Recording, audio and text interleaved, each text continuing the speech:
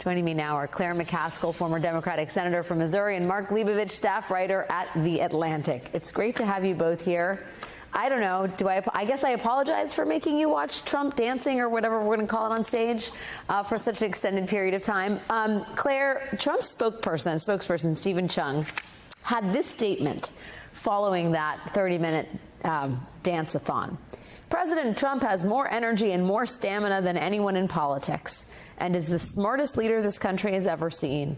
He does multiple public events every single day, and the public can see that he is sharper and more focused than ever before because the future of America is at stake.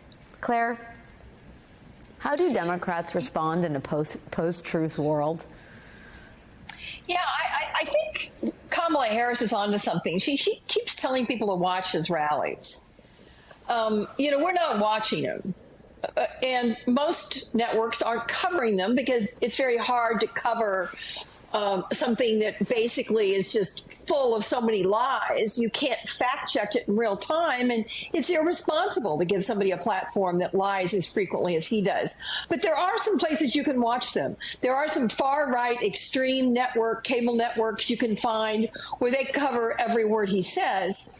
And I really wish that those people that remain undecided would watch one of them, because whether he's telling people to vote on January 5th or whether he's saying, instead of saying Arizonans, he's saying Arizonans, he can't put sentences together. He's trying to claim it's some kind of rhetorical flourish he has, which is total BS. It is not good. It is not good. And at the end of the day, Alex, this is about judgment. It was his judgment to scream out, they're eating cats and dogs. It's his judgment to go into some kind of DJ curated, swaying, awkward 39 minutes last night when the election's 22 days away. He's not well. Mark, have you ever seen anything like this in American politics? I mean, I literally, if this was anybody but Donald Trump, the act of swinging and swaying and dancing in place at a town hall for 39 minutes would be the end of their candidacy. Yeah, I mean, the amazing thing about this, well, first of all, I loved watching Kristi Noem trying to, act normal through that whole thing, and also looking at the weird body language of the people in the audience. People turned around, sort of kind of looking at each other and so forth. It's really strange, and I hate to use a word like strange or weird that our English teachers told us not to use, but that's just what it is, and it's unprecedented. But it's also, it's something between, you sort of wonder, does Trump actually want to win this? Is he just that bored? Is he really not well? Or is there something more going on here? I mean, I think, yes, I mean, this is not the first time he has refused to disclose his medical records, but I mean, this is a candidate who does not ever get told no. I mean, this is clear. I mean, any sort of real candidate, real campaign would have some advisors to sort of have an intervention with him saying, look, this is not going to win you an election. And I think Harris is actually doing some work for him, which is that, look, people need to watch this, and actually getting him some visibility he might not otherwise have because people are so freaked out. Well, I mean, it also tells you so much about the sort of thrill of Trump. It's not about anything substantive, Claire. It's not even about a sort of shared connection between the audience and Trump. Keep in mind that this musical interlude starts happening when there are people fainting in the audience, and we didn't have time to play all the back and forth, but Trump makes fun of the people fainting in the audience. Anybody else here gonna faint? I mean, this is a person who doesn't care about the health of the people who are out there supporting him, and then refuses to take their questions, and instead just dances on the stage, and they stay in the room, Claire. They stay there, and as Mark points out, it's kind of awkward stagecraft where you can see the supporters, but they're still there. They just listen to Ave Maria and November Rain with him like it's normal. Yeah, and, he was too cheap to turn on the air conditioning. And by the way, people drop at his rallies all the time. He did one in 100 and some degree heat in Arizona and Nevada. And, people faint with some regularity, and he just goes on. And he didn't want to go on last night. He was tired. He wanted to listen to music and sway and bebop instead of answering questions. He doesn't want to answer questions. And I predict after today with that Bloomberg interview, I predict that's the last time he does an interview with anybody who's not in the tank. I don't think he will.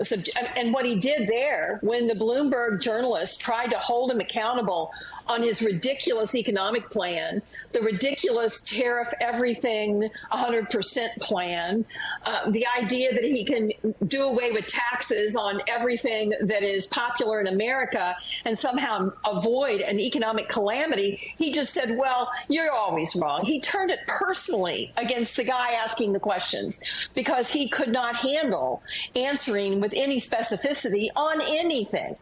So I do think you're now only going to see him in the bunker with his favorites, the ones that will protect him, the ones that will make sure he doesn't get the awkward questions or has to do math. And he will try to close out the campaign that way. You know, Mark, to Claire's point, I'm reminded of something that your colleague Charlie Warzel wrote in The Atlantic about what this moment represents in terms of the fracture in society. He says this moment is nothing less than a cultural assault on any person or institution that operates in reality. The jobs are different. You could be a reporter or a doctor, a scientist, or a Democrat. But the thing that these people share is that they all must attend to and describe the world as it is. This makes them dangerous to people who cannot abide by the agonizing constraints of reality, as well as to those who have financial and political interests in keeping up the charade.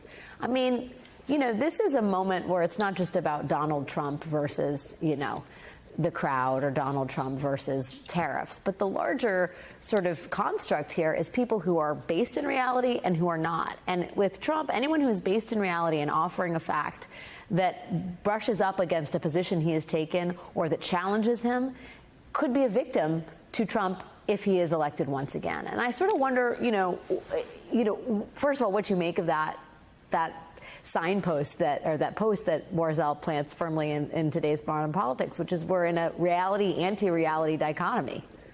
Yeah, no, I mean, it clearly, this is, I mean, first of all, everyone should read Charlie's piece. It's tremendous. But it bleeds from political disinformation to danger for FEMA workers, certainly to what journalists do, what medical experts do, what any kind of expert does. And when you watch, you know, this spectacle that we just did, and by the way, I think I could have watched that all night. It was great.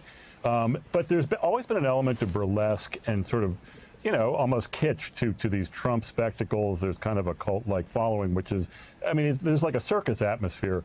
But when you see this, and then you sort of think that this guy is a jump ball away from winning the next election, you do realize that there is a fundamental disconnect between what should be and what is reality and what actually this spectacle can become, which is, you know, another presidency for Donald Trump, which is pretty scary. Claire, do you feel like there is any hope that Kamala Harris can, I mean, to me, the late stage of this election is really just one person trying to compete on policy and put out specifics of an agenda, and another person who's just riding in the sort of pixie dust of his own imagination. And like, I guess do you have any hope that reason and logic can prove a winning hand among those undecided voters? I think Trump will help her when he goes on a Sunday show and says he wants to use the military to go out and round up his political opponents, when he says we have a corrupt press and we know how far he went to try to prosecute his enemies in his first term when there were guardrails.